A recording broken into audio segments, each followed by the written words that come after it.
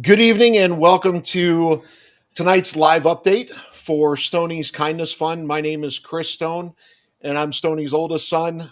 Joining me tonight is my brother Adam. Adam Stone is with us, and our special guest tonight is Todd Schneider. Todd is the former Marion City Schools Withrow Academy principal during Dad's time teaching in the Marion City Schools. Adam, Todd, appreciate you guys taking. Oh, and right there next to sorry, Todd, real quick. Next to my brother Adam is my nephew Elliot Leroy. Hi, Leroy. Good to see you, buddy. But guys, thank you very much for being here tonight. I really appreciate you taking a few minutes to spend with us. Thanks for having me. Anytime I get the chance to talk about your dad and the amazing guy he was, I'm all for it, all day, every day. Thank you, Todd. I appreciate that. Before we get into this, I really want to take a minute and express our gratitude for our donors. Without you folks seeing our vision and sharing in, what we're trying to accomplish with Stoney's Kindness Fund, this wouldn't be possible. And to that effect, we're making no we're making no apologies. These live streams are designed to not only share stories about our dad, but also as a means to raise funds for the Stoney's Kindness Fund. And to that end, I think it's important. Some folks may have already read this or may have heard this last week, but I want to talk about the background of Stoney's Kindness Fund.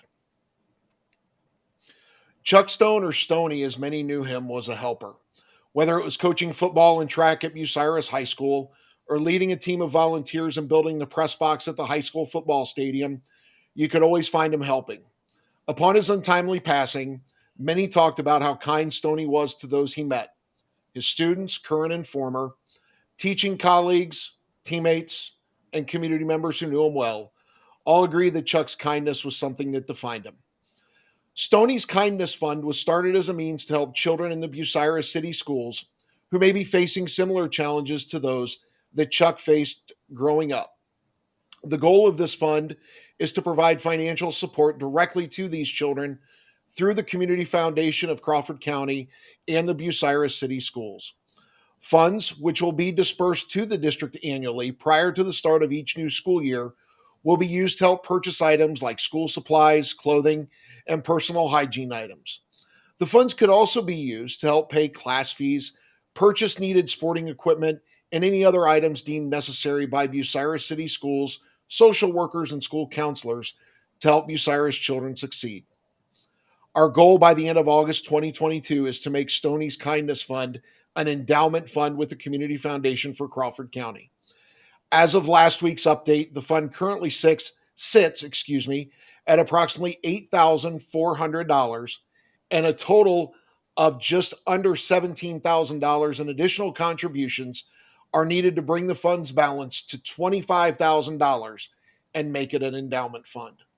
This will ensure Stoney's Kindness Fund will be able to help Bucyrus children for generations to come. So, guys, thank you for letting me share that background. At this point, what I'd like to do, without further ado, is step to the side and let our special guest, Todd, share his stories and memories about our dad, Stoney. So, Todd, the floor is yours. Absolutely. Thank you for having me. And what you guys are doing to honor your dad's memory and just his legacy is nothing short of amazing. So I have to commend you on that. And whoever did the cartoon rendition of your dad, that is fantastic. Like I can hear your dad being like, I don't look so bad as a cartoon, do I? I'm even better looking as I said, like they captured it perfectly. Like the man, like his shoulders, his chest, the hair. I'm like, wow. Well, I wonder what I would look like as a cartoon. I know I wouldn't look that good. Well, I have to tell you, the guy that did that is a very good friend of mine. He did design like that for Disney. His name is Dustin Faust. Great guy. Actually donated his services in doing that. So, Dustin, thank you. He hit a home run. You're right, Todd. I'm telling you, man, he hit it out of the park. I mean, that's a grand slam. I was so blown away when I saw that. But your dad to me was always an interesting character. So being involved with your dad, I was always his boss. And notice I do like air quotes. Like, how are you going to be Chuck Stone's boss? Like, how are you going to this mountain of a man with this like flowing mane of hair? And by the way, I'm totally jealous about your dad's hair, because as anybody watching this can tell, I am follically challenged. But I had the pleasure of working with your dad for 5 years, and the thing I loved about your dad was, first of all, he reminded me a lot of my dad in the sense that very blue collar, very down to earth, just the type of guy that has a smile on his face, dirt under his fingernails, and love in his heart. Like that's your dad reminds me of my dad. So there were lots of times your dad always had, all the years I was with him, your dad always had like first period planning period. That was always his time of the day. So I was always moving around during that time. And I would always make my way into his room and sit down every day for literally about 5 to 15, 20 minutes, just depending on, nothing going wrong and me having to go out and go take care of something. But I would sit there and talk with your dad every day, and just the stories your dad would tell me about life and all the different things that he had done, that he had dealt with. And so by talking with your dad, I figured out that he did build the press box in Bucyrus. He did do all of these wonderful things. And, and he was always talking about you two. He was always talking about Sandy, your mother, talking about his in-laws, talking about mother-in-law, father-in-law, grandkids. So there was always this pride in his voice when he talked about his family. Like, you could tell he loved his family. And to me, I have a lot of stories. I'm going to share a couple of them. But what always struck me about your dad was, here was this guy that was like this mountain of a man, but he wasn't afraid to be vulnerable. He wasn't afraid to talk about his love for his children. He wasn't afraid to talk about his love for his wife. And, and him and your mother were, and I get goosebumps talking about it. Him and your mother were high school sweethearts. My parents were high school sweethearts. My wife and I are high school sweethearts. So to hear him talk about Sandy, your mother, and to hear him talk about you guys, God, he was always so proud. I mean, really, guys, I could probably tell you guys your life stories, because your dad was always talking about you guys, whether it was some boneheaded stunt you pulled in high school, and I heard a couple of them.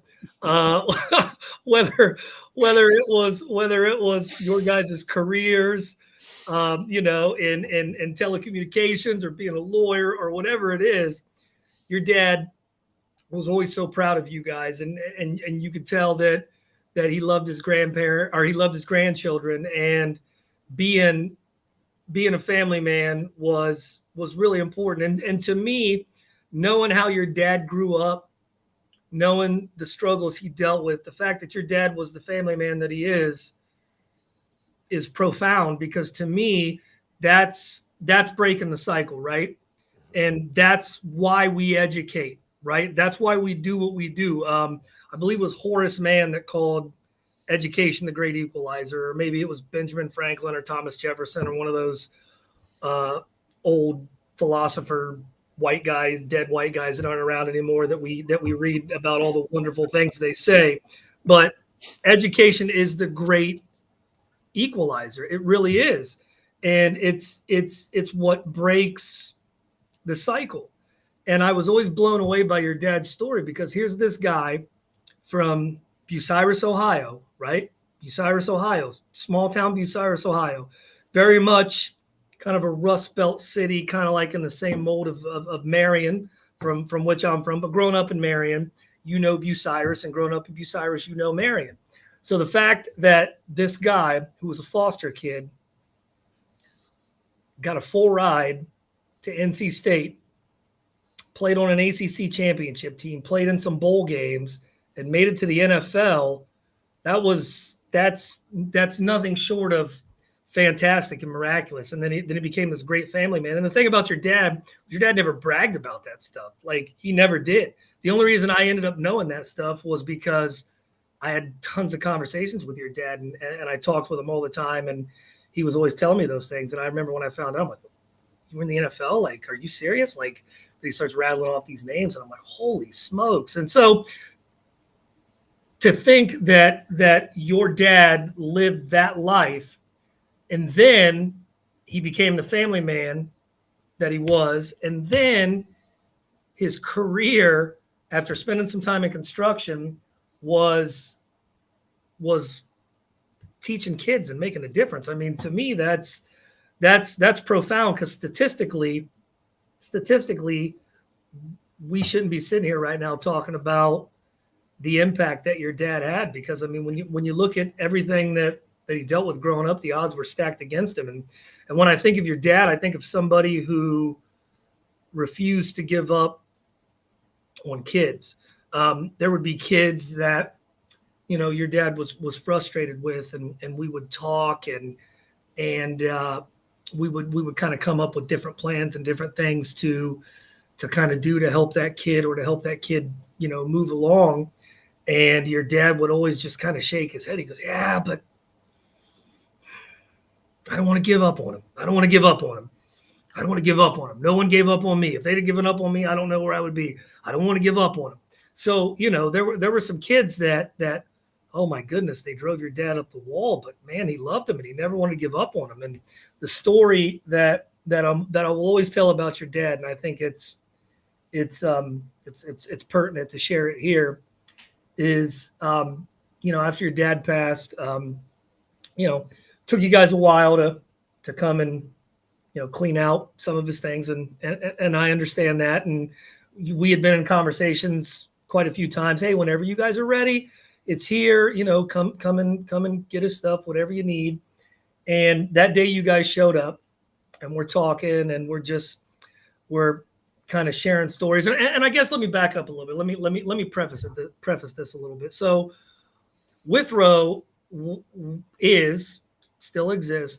Withrow is a small satellite school that Marion City Schools run. So like, it's part of Harding High School, but the way it goes is when Marion City Schools decided that they were going to invest in a construction program and a welding program, they kind of looked around and they said, listen, we don't have room for it. We can't put it on our main campus, but we do have an old elementary on the west end of town. So Marion City Schools put money in it, refurbished it, built all of these, or rehabbed, I guess, this old elementary school, to have a construction lab and have a welding lab. And the first year we opened, your dad actually had a heart attack and couldn't make it, like the first 5 or 6 weeks. And he wasn't supposed to be back until January. But your dad, being your dad, worked his tail off and got back in November. So, I mean, I'd actually forgot about that until I started talking. So your dad was being with the kids was so important to him. The doctor tells him he's not supposed to be back until January, but he works his tail off and makes it back in November. So that right there is one of the stories right there. Like, your dad loved the kids so much he had to make it back. So within our building, we have about 50 to 55 kids, and overall we had about 70 students, because there was another 10 or 15 kids that would come over for welding or construction. So the size our school was, the staff members would lots of times during lunch sit down and, eat lunch with the kids. It was a small school. Relationships were important. Getting to know the kids were important. I mean, it is in any educational setting, but it was really important at Withrow. And, and your dad was all for it. So your dad would sit down every day and eat lunch with the kids. So when you guys had come to get your dad's stuff, your mom, and I telling the story, I gotta compose myself here a little bit. Your mom goes, well, I'm just glad the kids had ranch dressing. And I thought about it. And I'm like, I kind of looked at her and I'm like, what is she talking about? Like, I don't know what she's talking about. And then it hit me. And I mean, it hit me like, boom, like a stack of bricks in the chest. Ranch dressing. Your dad had bought them ranch dressing. And your mom said, yeah, after he passed, I was checking his wallet and he had a receipt for ranch dressing, because your dad will buy the kids ranch dressing. So your dad, with less than 12 hours to live in his life, still had the kids, his kids, our kids on his mind. He bought them ranch dressing.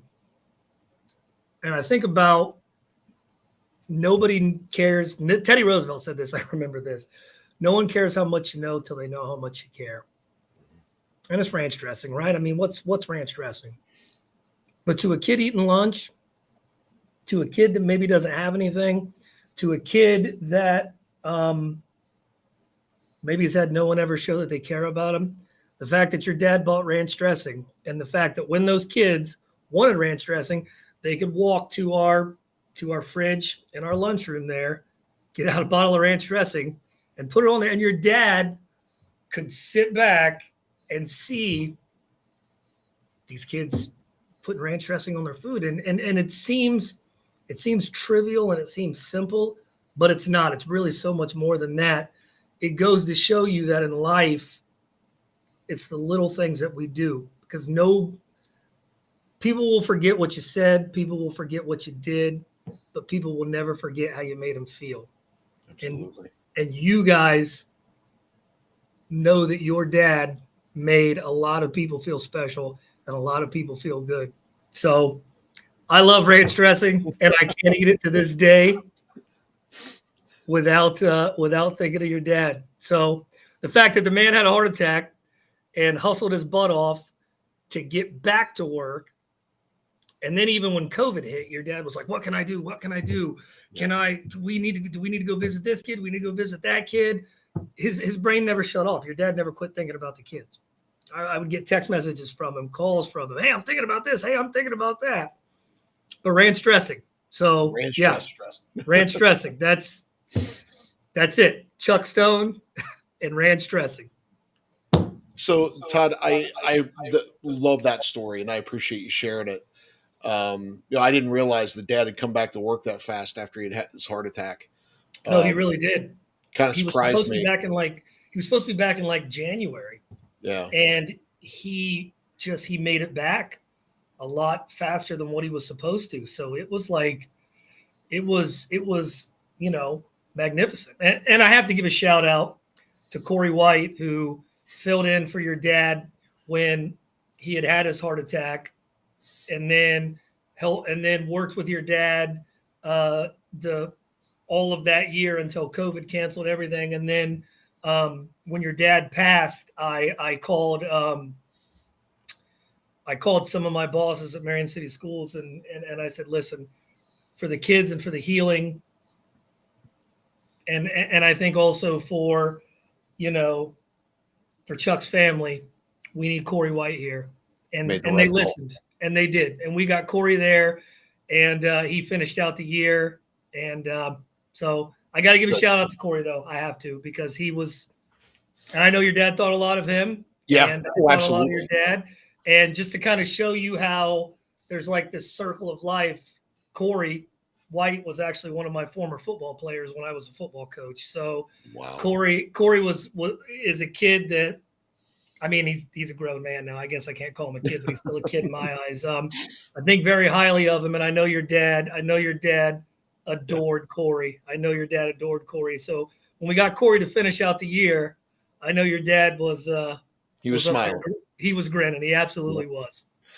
Hey, Todd, so real quick, I think it's important for folks to understand, you talked about Dad's past, how he grew up, and really how the cards were stacked against him. And I think it's important for folks to know, the kinds of kids that he was teaching at Withrow, because it's not your typical student. So if you could just kind of share that, because I think that would help make that connection. Absolutely. About why I think Dad was so passionate about those kids. Absolutely. So, like I said, Withrow was a satellite school. We were 100, because it still exists, 100% of Harding High School. And there were kids who went there part of the day because they wanted construction, they wanted welding.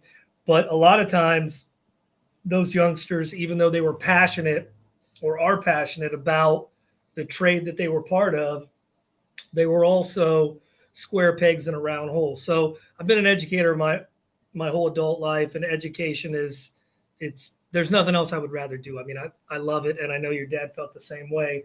But not everybody fits. You know what I mean? Not everybody fits. And sometimes kids need a different place, and they need a different set of people. And that's what we provided at Withrow. And also what would happen too is, vocational centers are amazing places. In fact, I have a newfound affinity for trade schools because of working at Withrow and the different background I've had. And if, someday I ended up, I've been doing this for 18 years. I got to do it for another 18, 20 years before I can even think about retiring. And even then I probably won't retire. But if I ended up at trade school someday, I would be perfectly happy. I really would be. But sometimes to get into those trade schools, you have to have like so many credits. So what we did was we caught the kids who slipped through the cracks. So if you couldn't make the trade school, or maybe you still wanted to be part of Harding and you didn't want to go to the vocational center, you ended up at Withrow. So, we had some kids that I don't ever believe there's such thing as a bad kid, but I think there are kids that are a little misunderstood and misguided.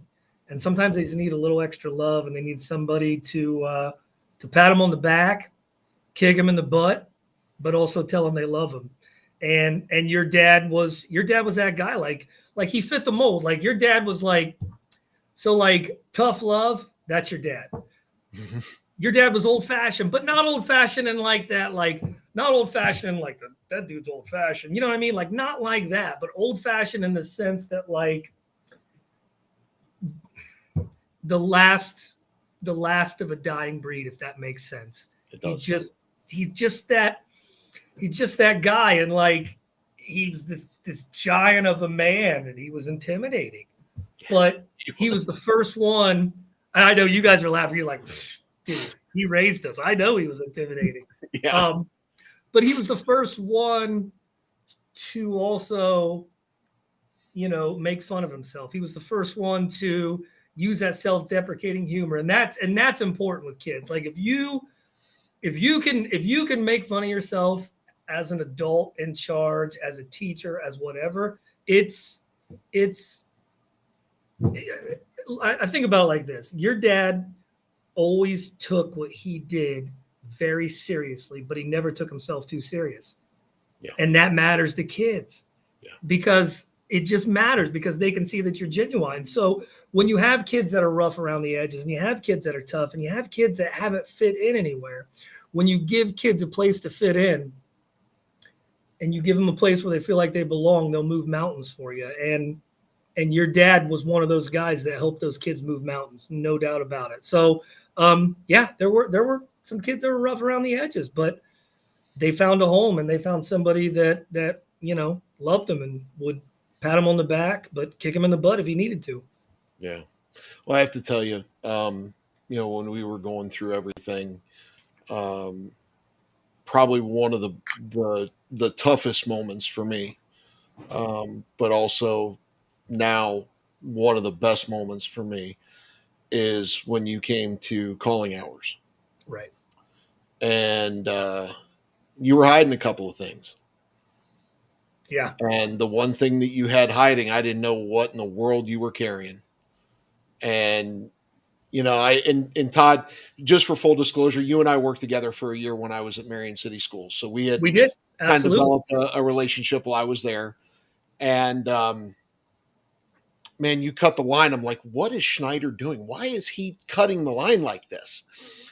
And and I have to tell you, Todd, you about brought me to my knees for the second time in a week when you showed me and you told me the story about what those kids did to go to find dad's hammer and have it welded onto that piece of steel and have that name like that. Just, I think for me, that showed the impact that he made on those kids, and I think it showed the love that those kids had for him. And so, I don't know if any of his kids are going to be able to watch this, or if Corey maybe gets to watch it and can share it. But to those kids, I am so grateful and so thankful that you know, they took that extra time to go find that hammer. Because when I walk into mom's house now, that's one of the first things I look at when I Well, get there. and I'll never forget the kid whose idea it was and they had to find we got to find Mr. Stone's hammer. We got to find his hammer. We got to find his hammer. And then they found it. And the young man, and I don't want to say it was just this young man's idea because I think it was a collective idea. But this young man came down and he goes, hey, and kind of threw the idea at me. And the young man who brought the hammer down was a kid that drove your dad up the wall, man. He drove your dad up the wall.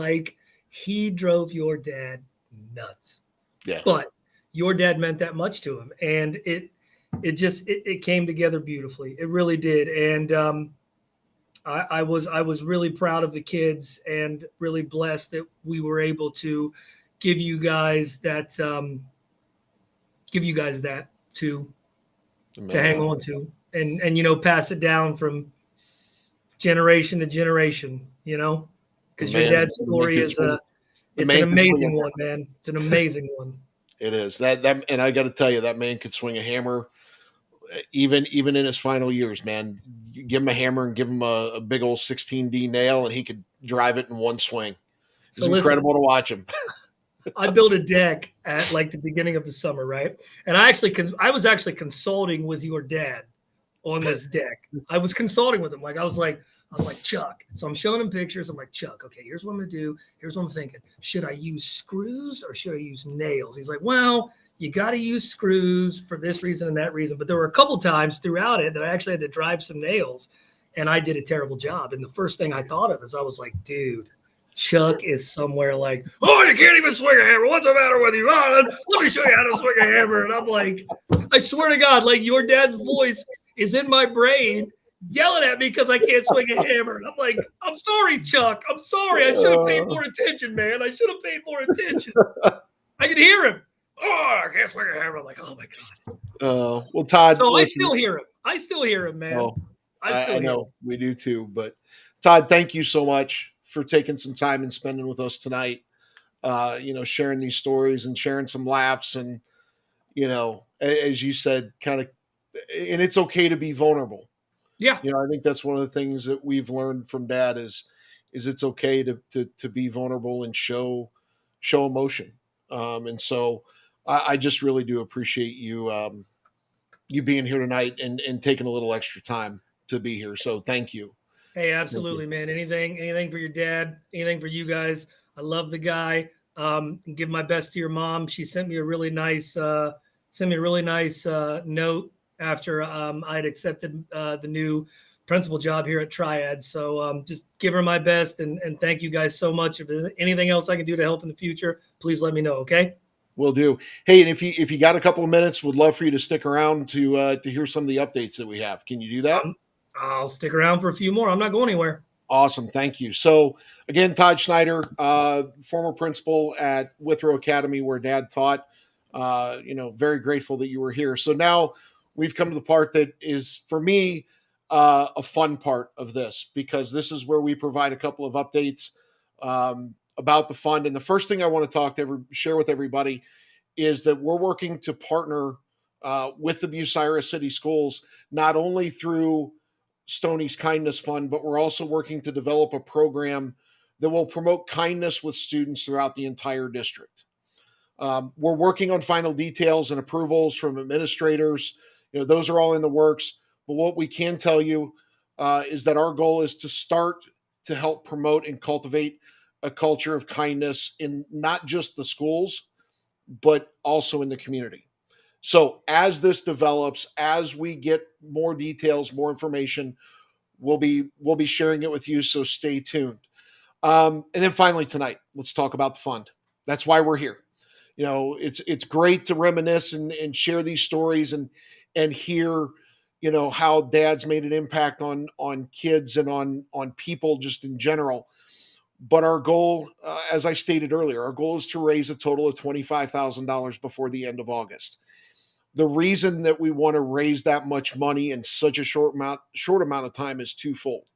One, it makes Stoney's Kindness Fund an endowment fund, which allows that fund to outlive all of us and help generations of Bucyrus students that Adam and I will never meet, our kids will never meet, our kids like this is so important that we endow this fund to make it last forever. That's the first reason. The second reason is because once it becomes an endowed fund, the Community Foundation for Crawford County can make a disbursement to the Bucyrus City Schools to start helping kids immediately. So that's why we're pushing so hard. And so our update tonight from last week, as I mentioned, we're up to $8,600 in the account. As it sits tonight, we're at $9,000. So we're almost halfway to our goal. And we're just incredibly grateful. Once the live stream's over, there will be information in the comments, both on Facebook, LinkedIn, and YouTube on how to give. So again, thank you. Todd, thank you for taking the time out to be here with us tonight, buddy. Very, very appreciative of the stories you shared. And, man, we'll stay in touch for sure. Absolutely. Thank you for having me. It was a pleasure. Good luck, guys. Thank you, Adam. As always, I appreciate you being here. We'll get your microphone details worked out before our next one. And finally, tonight, I want to thank, on behalf of Adam, my mom, and the entire Stone family, I want to thank our donors.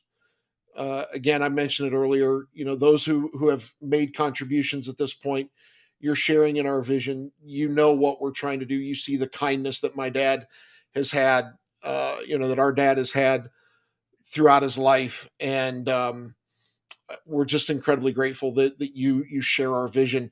And finally, I want to thank those who have stuck with us tonight through this video to watch. So again, thank you, everybody. Next week, we're going to be back and we'll have another guest to share some stories. But in the meantime, we encourage you to please like and share, these videos. We've got little clips that we send out, we put out. If you happen to come across one and you feel compelled, please share those videos. Help us spread this message, because it is so important, because there are kids in Bucyrus who face the same challenges that our dad did.